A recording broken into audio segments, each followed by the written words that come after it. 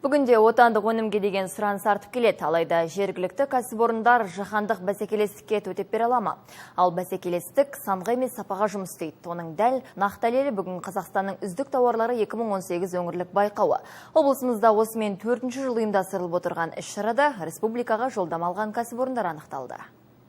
Биылғы Қазақстанның үздік тауары 2018 көрме байқауына 78-ден астам кәсіпорын өтініш білдірген екен. Ал сарапшы мамандардың айту бойынша жалпы отандық өнімдердің санына емес, ең бастысы сапасына мән беруі қажет. Себебі қазіргі нарықта бәсеке жоғары, демек тауар сұранысқа ие болу үшін сапа мен баға сай болуы керек. Негізгі біздің сараптаудағы мақсатымыз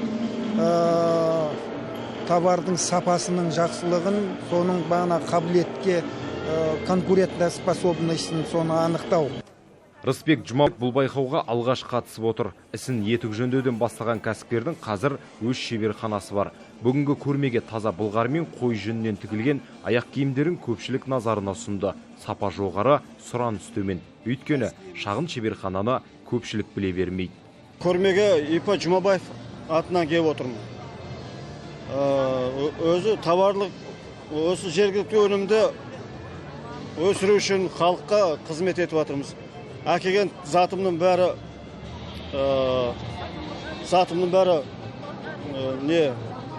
таза қайыстан, ешқандай жасандылық жоқ.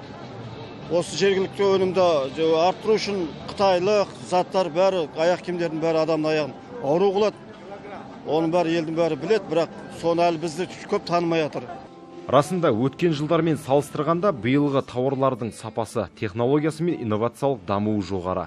Басты себеп кәсіпкерлікке мемлекет қолдауы жыл санап жақсарып келеді. Былтырғы жылға қарастырғанда биылғы жылы мына залда көптеген тауарлардың түрлері, тауар өндірушілердің түрлері пайда болған. Бұл да мен ойлаймын, біз ең бірінші осы егер сапа жағынан біз егер басымдық беретін болсақ, осындай көрме байқауларды ұйымдастырып, онда жаңағы шетелдік тауарлармен бірге біздің бәсекелерге жергілікті атқарушы осы тауар өндірушілердің үлесінің сапасының бәсекеге қабілетті болатынына біз сенімдіміз. Осылайша байқауға қатысушы кәсіпорындардың өнімін бағалайтын сарапшы топ республикалық байқауға қатысатын үздік тауар өндірушілерді анықтады. Өндірістік мақсаттағы ең үздік тауар номинациясы бойынша Талас Инвест Компани, Роуден және Новикам Технологи серіктестіктері жүлде алды.